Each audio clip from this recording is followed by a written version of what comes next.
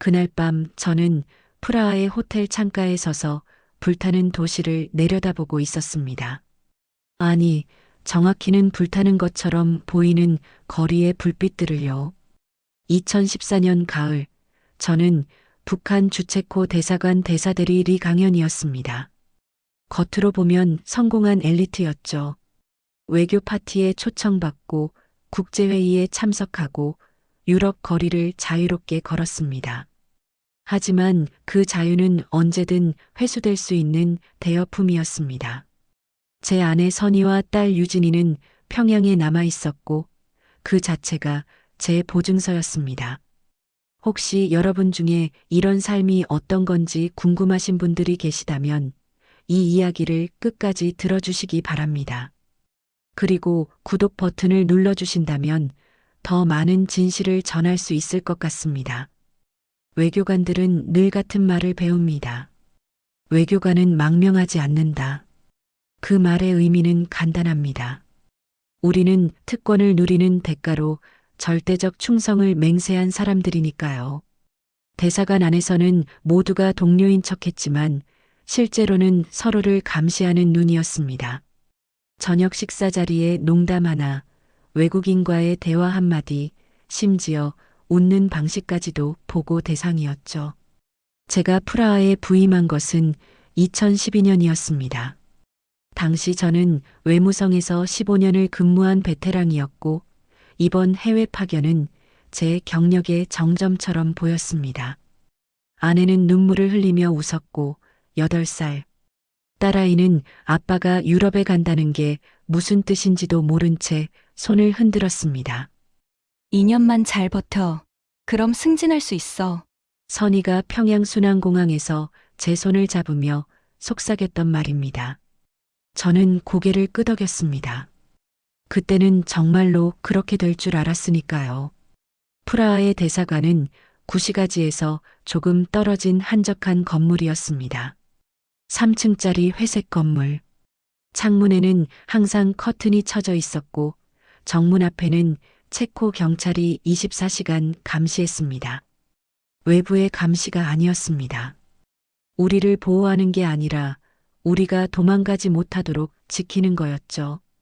대사관 안에는 모두 12명이 근무했습니다. 대사 박성철, 참사관 김철수, 그리고 행정보위통신 담당 직원들. 우리는 매주 월요일 아침 7시에 회의를 했고 매일 저녁 6시에 일과 보고를 했습니다. 그리고 한 달에 한 번 평양으로 암호화된 보고서를 보냈습니다. 보고서에는 이런 내용들이 들어갔습니다. 체코 외무성 국장과 오찬 회동, 대북 제재 완화 가능성 타진, 현지 교민 접촉 현황 보고 사상 동요 징후 없음, 주재국 언론 동향 분석, 방공화국 기사 증가 추세. 하지만 실제로는 거의 아무 일도 일어나지 않았습니다.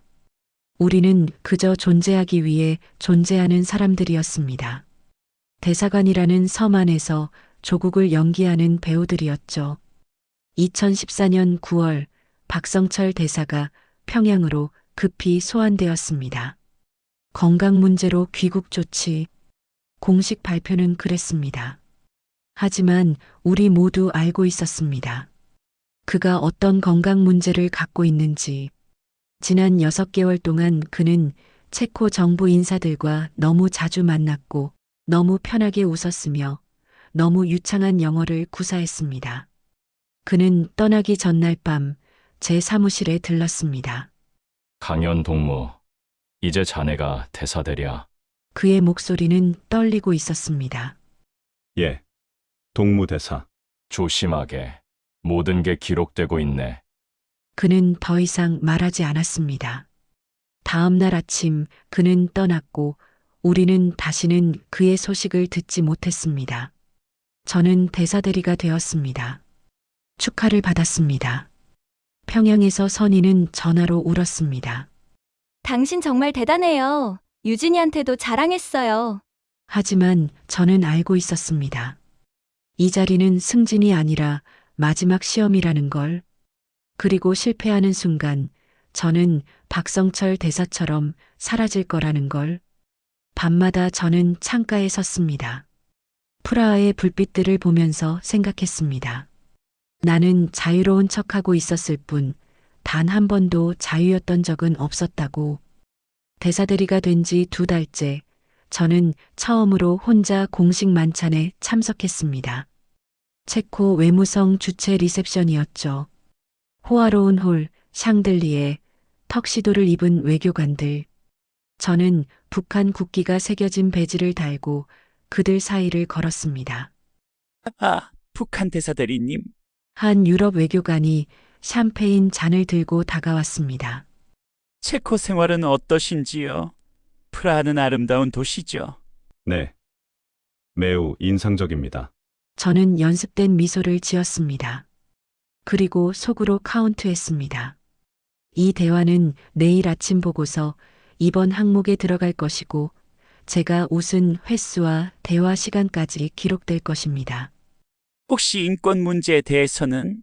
죄송합니다만 지금은 개인 시간이라서요. 저는 정중히 자리를 피했습니다.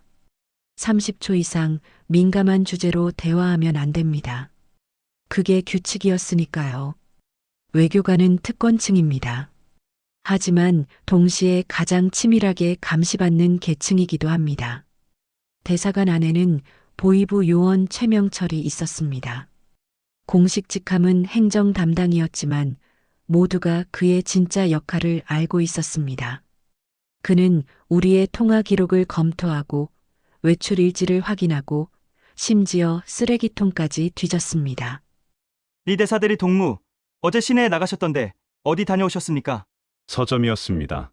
체코어 학습서를 구입했습니다. 아, 그렇습니까? 영수증 좀 봐도 되겠습니까? 그는 웃으며 물었지만 그건 질문이 아니었습니다. 명령이었죠. 저는 주머니에서 구겨진 영수증을 꺼냈습니다. 그는 꼼꼼히 확인한 뒤 고개를 끄덕였습니다. 수고하셨습니다, 동무. 이런 일이 매일 반복되었습니다. 우리는 서로를 동료라고 불렀지만 실제로는 간수와 죄수의 관계였습니다. 누가 간수이고 누가 죄수인지는 날마다 바뀌었죠. 2015년 1월 통신 담당 리역이 사라졌습니다. 어느 월요일 아침 그는 출근하지 않았습니다. 사무실 책상은 텅 비어 있었고 그의 컴퓨터는 이미 포맷되어 있었습니다. 점심시간에 최명철이 간단히 발표했습니다. 리역 동무는 개인 사정으로 급히 귀국 조치되었습니다. 그게 전부였습니다. 질문은 허용되지 않았고 누구도 감히 묻지 않았습니다. 하지만 저는 알고 있었습니다.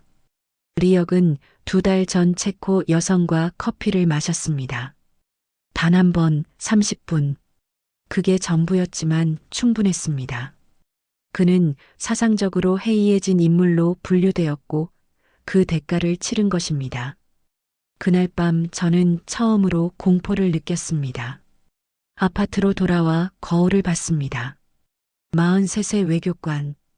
회색 양복을 입은 충성스러운 일꾼. 하지만 거울 속 남자의 눈빛은 텅 비어 있었습니다. 제 휴대전화가 울렸습니다. 평양에서 걸려온 전화였습니다. 여보세요? 여보, 나야. 선희의 목소리였습니다.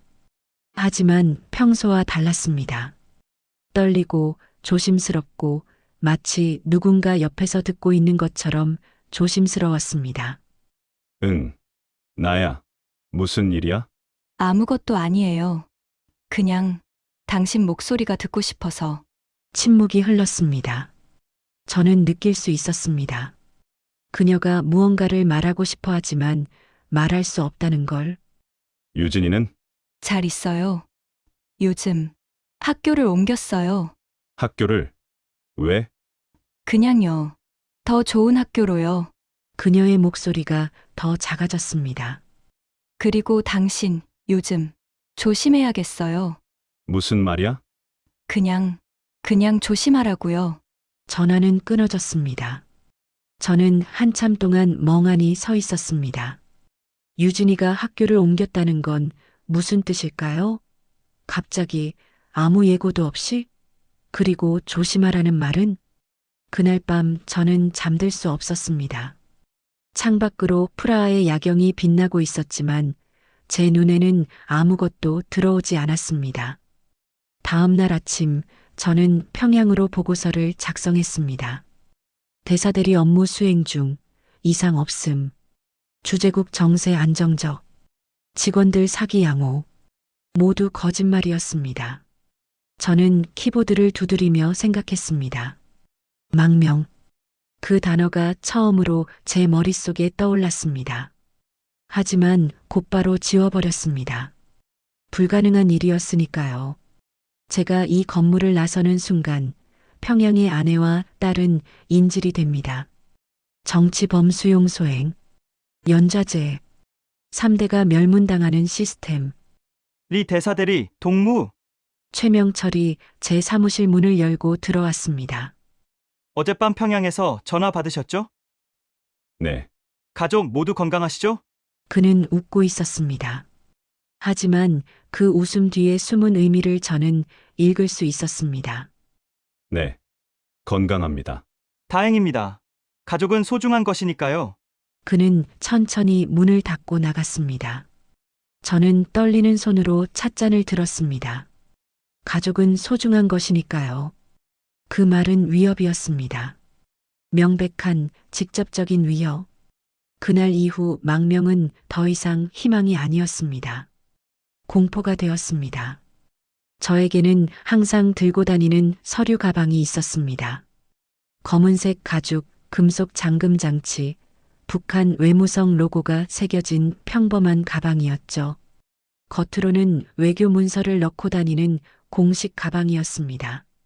하지만 그 안에는 제가 수년간 몰래 정리한 기록들이 숨겨져 있었습니다. 2015년 봄 저는 결정적인 선택을 했습니다. 아니, 선택이라기보다는 본능적인 생존 행위였습니다. 대사관 안에서 오가는 모든 문서, 평양에서 내려오는 지시사항, 외화 자금의 흐름, 그리고 거짓 보고의 흔적들을 복사하기 시작한 것입니다. 처음에는 USB 하나로 시작했습니다. 밤 11시 모두가 퇴근한 후 저는 사무실로 돌아왔습니다. CCTV 사각지대인 문서 보관실. 저는 손전등을 켜고 금고를 열었습니다. 제 손은 떨리고 있었고 심장 소리가 귓가에서 쿵쾅거렸습니다. 내부 지시 제2015-45 주체코 대사관 외화 조달 현황. 문서를 스캔하는 10분이 10시간처럼 느껴졌습니다. 복도에서 발소리가 들릴 때마다 저는 얼어붙었습니다. 하지만 아무도 오지 않았습니다. 그날 밤 이후 저는 매주 2-3개의 문서를 복사했습니다.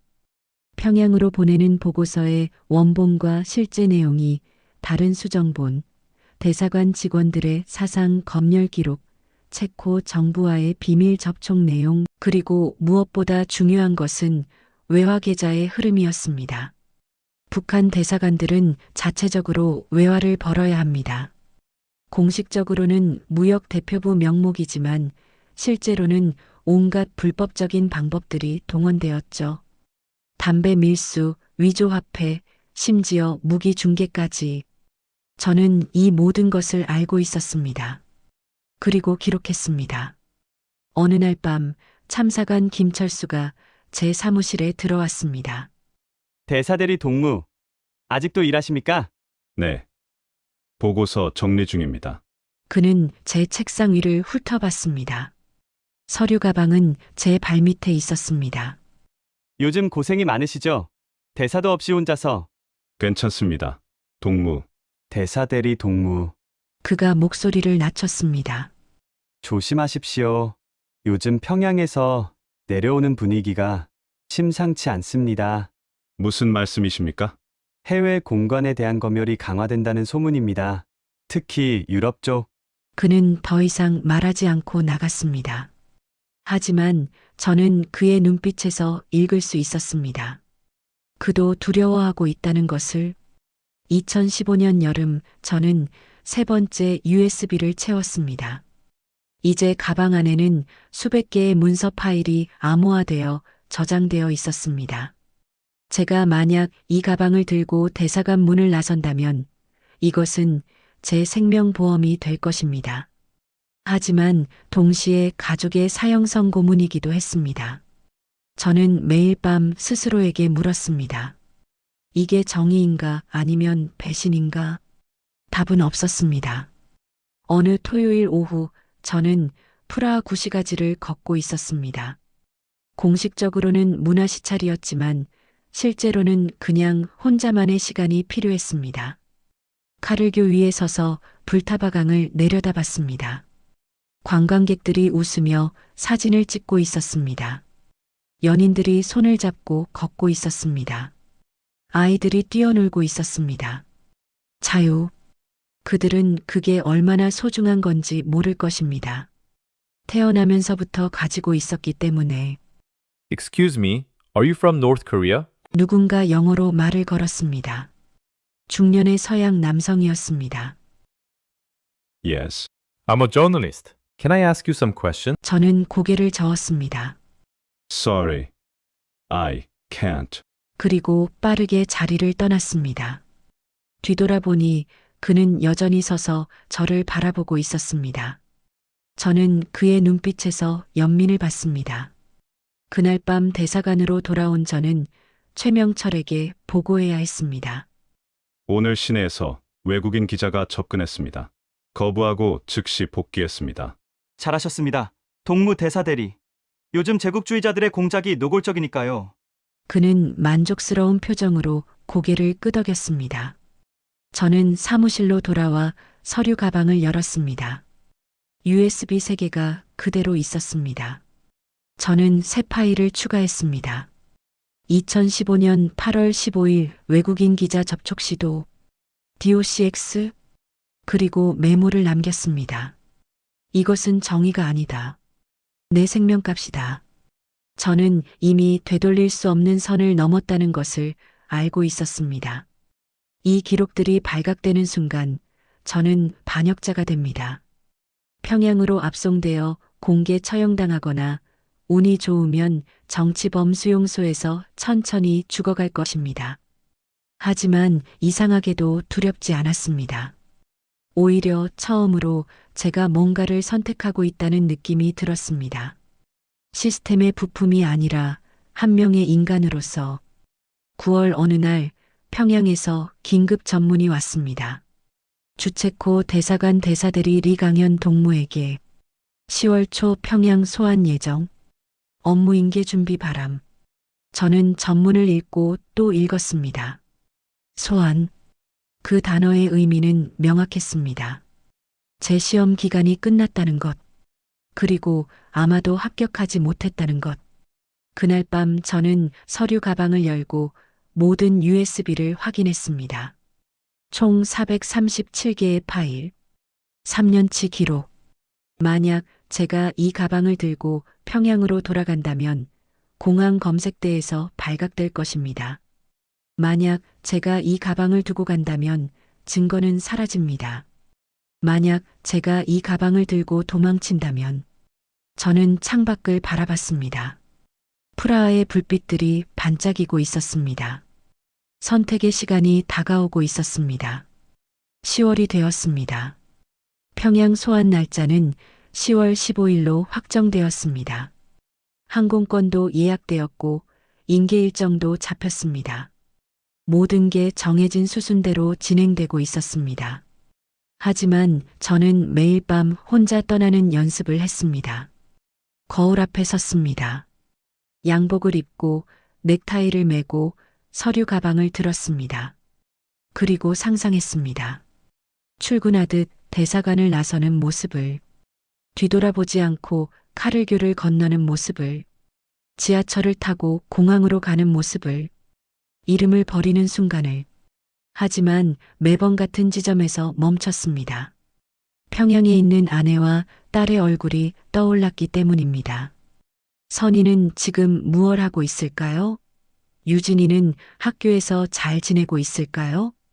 그들은 제가 곧 돌아갈 거라고 믿고 있을 것입니다. 아빠가, 남편이 2년 만에 돌아올 거라고. 저는 아내에게도 딸에게도 아무 말도 할 수 없었습니다. 전화는 도청되고 있었고 편지는 검열당했습니다. 제가 만약 조금이라도 이상한 낌새를 보인다면 그 즉시 가족이 격리될 것입니다. 그래서 저는 거짓말을 계속했습니다. 여보, 나 곧 돌아가. 유진이 좋아하는 초콜릿 잔뜩 사갈게. 응, 기다릴게요. 유진이도 매일 아빠 이야기해요. 사랑해. 많이 보고 싶어. 저도요. 전화를 끊고 나면 저는 바닥에 주저앉았습니다. 숨이 막혔습니다. 가슴이 찢어지는 것 같았습니다. 외교관은 국가를 대표합니다. 하지만 망명자는 아무도 대표하지 않습니다. 저는 깨달았습니다. 제가 만약 이 문을 나선다면 저는 더 이상 리강현이 아니라는 것을, 북한 사람도 한국 사람도 아닌 그저 이름 없는 배신자가 될 거라는 것을. 10월 5일 김철수 참사관이 제 사무실로 왔습니다. 대사대리 동무, 귀국 준비는 잘 되십니까? 네. 차근차근 진행 중입니다. 대사대리 동무, 그가 문을 닫고 목소리를 낮췄습니다. 혹시 다른 생각은 없으십니까? 무슨 말씀이십니까? 제 말 뜻 아시지 않습니까? 침묵이 흘렀습니다. 저는 그의 눈을 똑바로 봤습니다. 그도 저를 봤습니다. 동무. 그런 위험한 발언은 저도 압니다. 박성철 대사가 왜 소환되었는지, 이역이 왜 사라졌는지, 그리고 대사대리 동무가 왜 소환되는지. 김동무. 우리는 이미 끝났습니다. 귀국하는 순간 신문 받을 겁니다. 뭔가 잘못이 있었는지, 충성심이 흔들렸는지, 그리고 가족들이. 그는 말을 멈췄습니다. 그의 눈가가 붉어져 있었습니다. 저는 선택했습니다. 김철수가 속삭였습니다. 귀국하겠습니다. 제 가족을 위해서. 아내와 두 아들이 있습니다. 저 하나 희생하면 그들은 살 수 있습니다. 동무. 하지만 대사대리 동무는 다릅니다. 동무에게는 이 가방이 있습니다. 그가 제 서류 가방을 가리켰습니다. 전 몰랐던 척하겠습니다. 보지 못한 척하겠습니다. 그러니 그는 더 이상 말하지 않고 나갔습니다. 저는 한참 동안 멍하니 앉아 있었습니다. 김철수는 알고 있었던 것입니다. 제가 무엇을 하고 있는지, 그리고 침묵으로 동의해 준 것입니다. 그날 밤 저는 처음으로 구체적인 계획을 세웠습니다. 10월 12일 월요일 아침 평소처럼 출근합니다. 서류 가방을 들고 정장을 입고 아무렇지 않은 척 대사관을 나서 지하철역으로 갑니다. 공항으로 가는 대신 기차역으로 갑니다. 비엔나행 기차를 탑니다. 그곳에서 이미 연락해둔 한국 대사관으로 갑니다. 계획은 간단했습니다. 하지만 실행은 불가능에 가까웠습니다. 대사관에는 CCTV가 있습니다. 최명철의 감시가 있습니다. 그리고 무엇보다 제 양심이 있습니다. 10월 10일 저는 마지막으로 평양에 전화했습니다. 여보. 응, 나야. 이틀 후면 출발이야. 응. 공항에 나갈게요. 유진이랑 같이. 선이야. 응. 내가 정말 사랑했어. 지금도 사랑하고. 왜 갑자기 그런 말을 해요? 그냥 말하고 싶어서.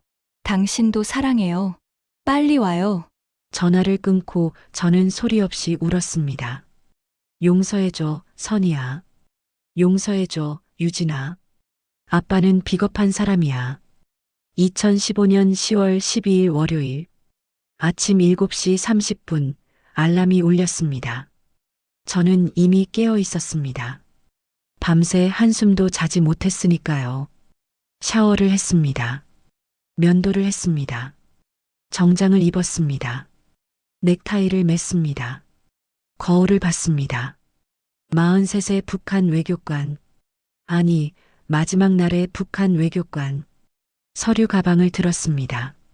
평소보다 조금 더 무겁게 느껴졌습니다. 그 안에는 USB 3개, 여권, 현금 2,000유로, 그리고 아내와 딸의 사진이 들어 있었습니다. 8시 15분 아파트를 나섰습니다. 복도는 조용했습니다. 엘리베이터 버튼을 눌렀습니다. 내려가는 동안 숫자를 세었습니다. 5층, 4층, 3층, 2층, 1층. 문이 열렸습니다. 밖은 가을 아침이었습니다. 선선한 바람, 맑은 하늘, 출근하는 사람들. 평범한 아침이었습니다. 하지만 제게는 마지막 아침이었습니다. 지하철역으로 걸어갔습니다. 평소 같으면 대사관이 있는 방향이지만 저는 반대편 플랫폼으로 갔습니다. 심장이 미친 듯이 뛰었습니다. 진정해. 아무렇지 않은 척해. 스스로에게 속삭였습니다. 전광판을 봤습니다. 중앙역행 열차 3분 후 도착. 2분, 1분. 열차가 들어왔습니다. 문이 열렸습니다. 저는 탔습니다. 그 순간 저는 북한 주체코 대사관 대사대리 리 강연에서 이름 없는 망명자가 되었습니다.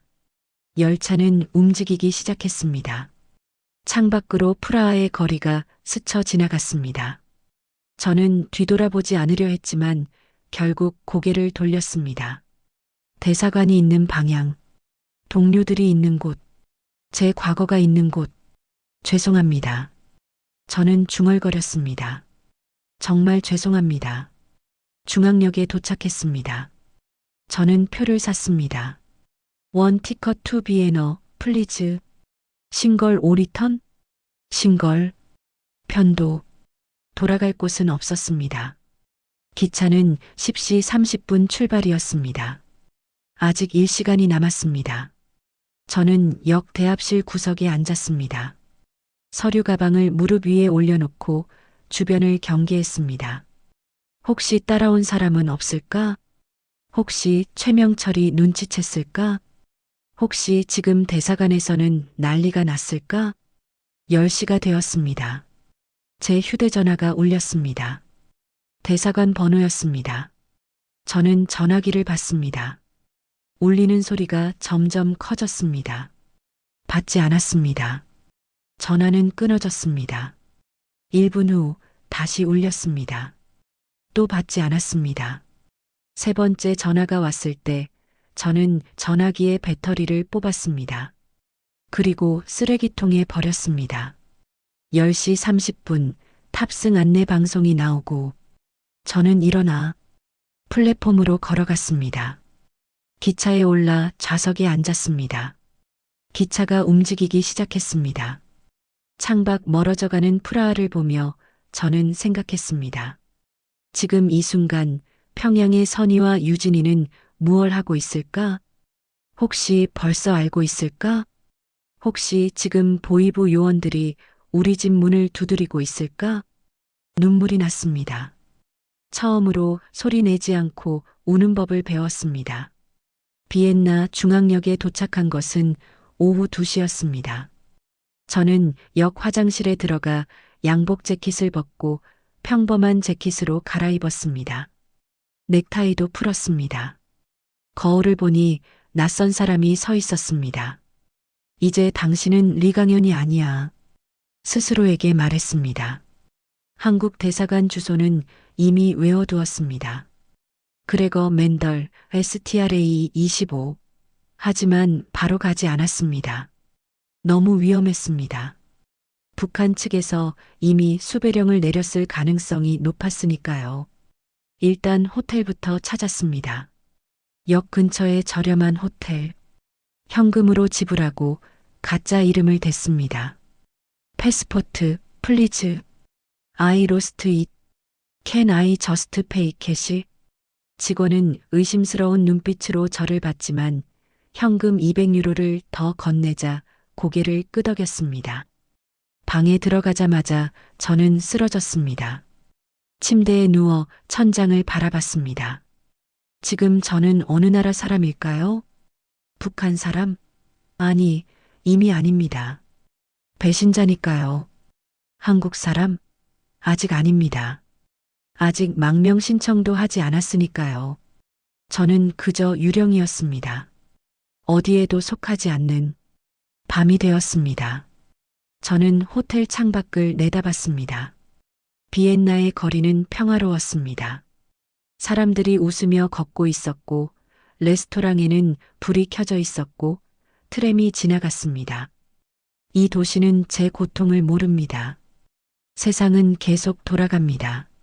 저 혼자만 멈춰 있는 것 같았습니다. 다음 날 아침 저는 결심했습니다. 한국 대사관으로 갑니다. 서류 가방을 들고 호텔을 나섰습니다. 지도를 보며 걸었습니다. 약 40분 거리였습니다. 걸어가는 내내 뒤를 돌아봤습니다. 혹시 누가 따라오는 건 아닐까? 혹시 북한 요원이 잠복해 있는 건 아닐까? 하지만 아무도 없었습니다. 한국 대사관 앞에 도착했습니다. 하얀 건물, 태극기가 펄럭이고 있었습니다. 저는 그 앞에 서서 한참 동안 움직이지 못했습니다. 이 문을 들어가는 순간 모든 게 끝납니다. 더 이상 되돌릴 수 없습니다. 선희와 유진이는 들어가십니까? 경비원이 물었습니다. 네. 저는 대답했습니다. 그리고 걸어 들어갔습니다. 한국 대사관 영사과. 저는 작은 면담실에 앉아 있었습니다. 성함이 어떻게 되십니까? 젊은 영사가 물었습니다. 리강현입니다. 북한 주체코 대사관 대사대리였습니다. 망명을 신청하시는 겁니까? 네. 가족은요? 평양에 있습니다. 아내와 딸. 영사의 표정이 어두워졌습니다. 이해합니다. 잠시만 기다려 주십시오. 30분 후 한국 국정원 직원이 왔습니다. 그리고 신문이 시작되었습니다. 당신의 직책을 다시 한번 말씀해 주십시오. 주체코 대사관 대사대리였습니다. 2012년부터 2015년까지 왜 망명을 결심했습니까? 평양으로 소환 명령이 떨어졌습니다. 귀국하면 숙청당할 것 같았습니다. 증거가 있습니까? 저는 서류 가방을 열었습니다. USB 3개를 꺼냈습니다. 여기 3년치 대사관 내부 문서가 있습니다. 외화 조달 내역, 불법 거래 기록, 평양 지시 문건. 국정원 직원의 눈빛이 변했습니다. 이건 대단한 자료입니다. 저는 협상을 원합니다. 무슨 협상입니까? 제 가족을 빼내 주십시오. 아내와 딸을. 그러면 제가 아는 모든 것을 말하겠습니다. 직원은 고개를 저었습니다. 죄송합니다만 그건 불가능합니다. 북한에 있는 가족을 구출하는 건 그럼 저는 아무 말도 하지 않겠습니다. 제 목소리가 커졌습니다. 알겠습니다. 일단 진정하십시오. 최선을 다해보겠습니다. 하지만 저는 알고 있었습니다. 거짓말이라는 것을. 그날부터 저는 안가에 격리되었습니다. 비밀 장소, 신원 확인 절차, 하루 8시간씩 이어지는 조사, 북한 군부 내 파벌 구도에 대해 아는 대로 말씀해 주십시오. 해외 공간의 자금 조달 루트를 설명해 주십시오. 김정은 정권의 핵심 인물들의 성향은? 저는 대답했습니다. 제가 아는 모든 것을. 하지만 밤이 되면 저는 울었습니다. 2주 후 뉴스가 나왔습니다. 북한 외교관 한국 망명, 주체코 대사관 대사대리급. 단 3줄짜리 기사였습니다. 이름은 나오지 않았습니다. 사진도 없었습니다. 그저 대사대리급 외교관이라는 표현만. 저는 화면을 보며 웃었습니다. 나는 이제 존재하지 않는구나. 한 달 후 저는 한국에 입국했습니다. 인천공항이 아니라 군 수송기로 조용히. 신원 세탁? 이름 변경? 새로운 주민등록번호? 리강현은 죽었습니다. 이제 저는 김철호라는 이름을 받았습니다. 40대 중반의 탈북민. 평범한 이력서. 하나원에서 3개월을 보냈습니다. 한국 사회 적응 교육. 하지만 저는 이미 한국어를 완벽하게 구사했고 자본주의 시스템도 이해하고 있었습니다. 문제는 적응이 아니었습니다. 죄책감이었습니다. 어느 날 밤 저는 하나원 기숙사 화장실에서 거울을 봤습니다. 당신은 누구인가? 물었습니다. 리강현인가? 김철호인가? 외교관인가? 배신자인가? 남편인가? 비겁자인가? 거울 속의 남자는 대답하지 않았습니다. 2016년 봄 저는 서울의 작은 원룸에 정착했습니다. 정부 지원금으로 6개월을 버텼고 이후에는 중소기업 무역 담당으로 취직했습니다. 겉으로 보면 평범한 직장인이었습니다. 하지만 밤마다 저는 악몽을 꿨습니다. 선희가 끌려가는 꿈, 유진이가 우는 꿈, 그들이 저를 저주하는 꿈. 어느 날 탈북자 모임에서 누군가가 물었습니다. 형님, 가족은 북에 두고 오셨어요? 네, 연락은 되세요? 아니요. 불가능합니다. 그럼 어떻게 버티세요? 저는 대답할 수 없었습니다. 어떻게 버티느냐고요? 버티지 못하고 있습니다. 매일 죽어가고 있습니다. 그저 숨만 쉬고 있을 뿐입니다. 2025년 12월. 저는 지금 서울 어느 카페에 앉아 이 글을 쓰고 있습니다. 창밖으로 크리스마스 장식이 보입니다. 사람들이 웃으며 걷고 있고, 연인들이 손을 잡고 있고, 아이들이 뛰어놀고 있습니다. 망명한 지 10년이 지났습니다. 김철호라는 이름에도 익숙해졌습니다. 직장 동료들은 저를 조용한 김 과장님이라고 부릅니다. 저는 웃으며 대답합니다. 점심을 같이 먹고, 회식에 참석하고, 주말에는 혼자 영화를 봅니다. 평범한 삶입니다. 하지만 매일 밤 저는 같은 질문 앞에 섭니다. 내가 떠난 것이 옳았는가? 남아 있었다면 가족은 안전했을까? 답은 여전히 없습니다. 2018년 저는 탈북자 단체를 통해 중국의 브로커에게 연락을 시도했습니다. 선희와 유진이의 소식을 알아봐 달라고 1천만 원을 보냈습니다. 제 1년치 월급이었습니다. 3개월 후 답이 왔습니다. 리강현의 가족, 2016년 요덕 수용소 이송. 그 이후 소식 불명. 저는 그 쪽지를 읽고 나서 일주일 동안 집 밖에 나가지 못했습니다. 요덕 수용소, 정치범 수용소, 그곳에 들어가면 나오는 사람은 거의 없습니다. 제 잘못입니다. 제가 망명을 선택한 순간 그들의 운명은 결정되었습니다. 저는 자유를 얻었습니다. 하지만 그 대가로 가족을 잃었습니다. 2020년 코로나 팬데믹이 터졌습니다. 북한은 국경을 완전히 봉쇄했습니다. 그나마 가끔 들려오던 소식도 끊어졌습니다. 저는 매일 뉴스를 확인했습니다. 혹시 북한 정치범 수용소에 대한 소식이 있을까? 혹시 석방된 사람들이 있을까? 하지만 아무 소식도 없었습니다. 2023년 어느 탈북자 모임에서 저는 우연히 한 여성을 만났습니다. 그녀는 2022년에 탈북했고 요덕 수용소 근처에 살았다고 했습니다. 혹시 리강현이라는 이름을 들어보셨나요? 제 목소리가 떨렸습니다. 리강현? 아, 그 망명한 외교관?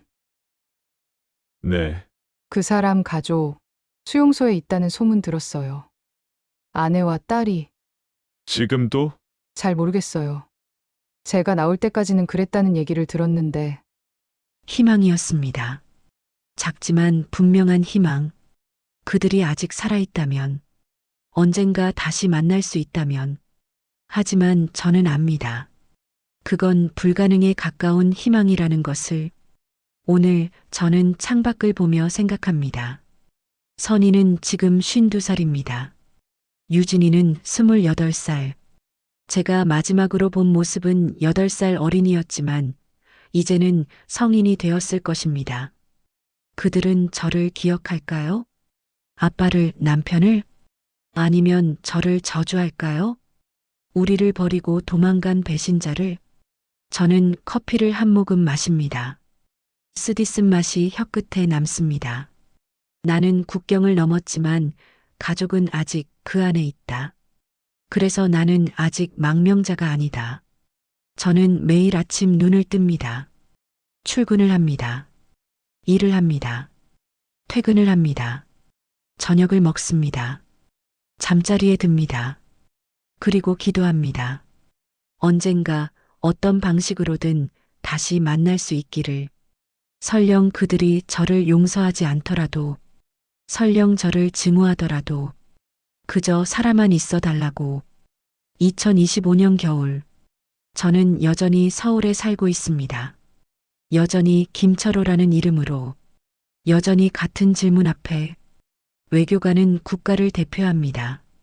하지만 망명자는 누구를 대표할까요? 저는 아직 그 답을 찾지 못했습니다. 어쩌면 평생 찾지 못할지도 모릅니다.